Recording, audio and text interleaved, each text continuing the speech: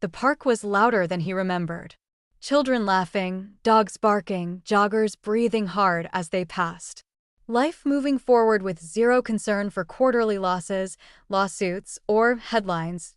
He sat alone on a wooden bench near the gravel path, shoulders slumped, suit jacket folded beside him like something he no longer knew how to wear.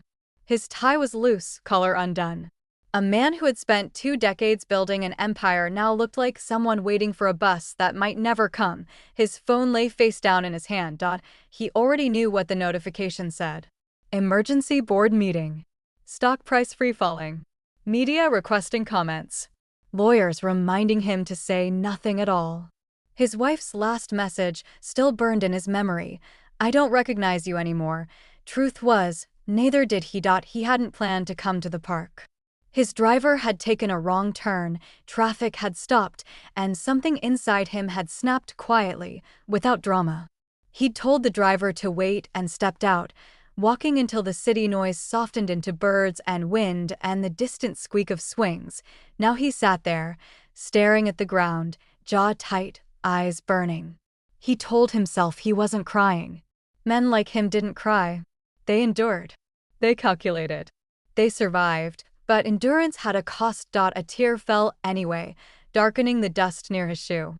He didn't wipe it away fast enough. "Why are you sad?" The voice was small, clear, and dangerously close. He looked up sharply, instinctively pulling himself together.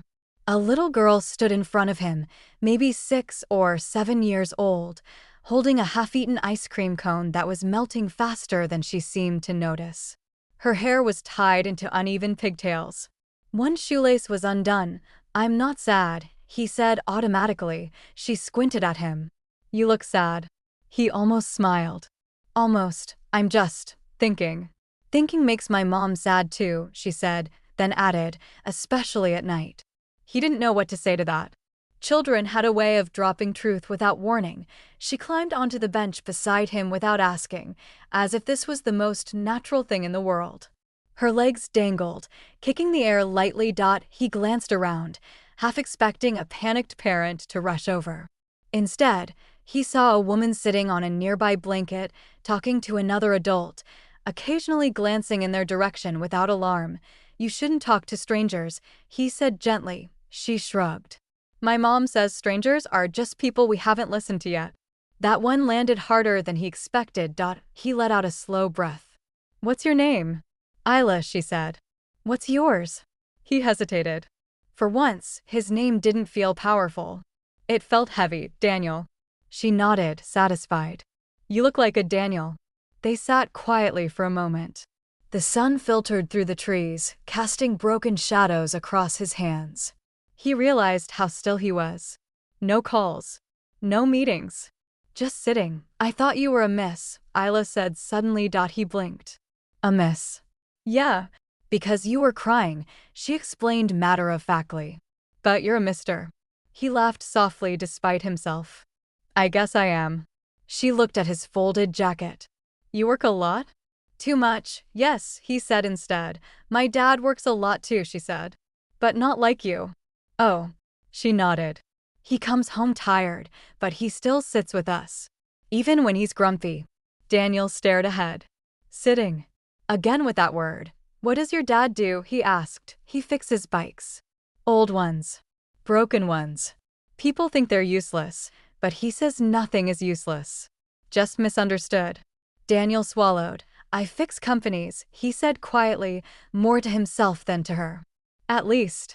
I thought I did." Isla leaned closer, lowering her voice like she was sharing a secret. "Do they feel better after?" He didn't answer right away. He thought of layoffs disguised as restructuring. Of promises made and broken. Of employees who smiled nervously when he entered a room. Of the way success had slowly turned him into someone always 5 steps ahead and never present. "I don't know," he admitted. She licked her ice cream, thinking hard. "My dad says fixing isn't always making things new. Sometimes it's just staying until they stop shaking." That hit him square in the chest. The silence between them stretched again, but it wasn't awkward. It was human. Then she said the thing he would never forget. "Don't cry, miss. Sorry. Mister, she corrected herself quickly, cheeks flushing. You can borrow my dad. He turned to her, stunned. Borrow? She nodded seriously. When my mom cries, my dad doesn't tell her to be strong. He just listens. And makes tea. And sits. He's really good at sitting. Daniel felt something crack open behind his ribs. I've spent my whole life fixing things, he said, voice low. Solving problems before they explode. I forgot how to just sit. Isla smiled like she'd been waiting for him to say that. Grown-ups forget lots of stuff. He looked at her small hands, sticky with sugar. At the park around them. At a world that kept existing whether he dominated it or not. For the first time in years, he didn't feel the urge to check his phone. Do you think I'll be okay? He asked, surprising himself. She didn't answer right away. She looked at him carefully, like his answer mattered. Yeah, she said finally. But not today. Today you're just sad. That was it. No motivation speech. No strategy. Just permission to feel. A woman's voice called out Isla. She jumped down from the bench. That's my mom. Before running off, she turned back to him, suddenly serious again. You don't have to fix everything today. Just sit with it. Then she was gone, melting ice cream and all. Daniel stayed on the bench long after.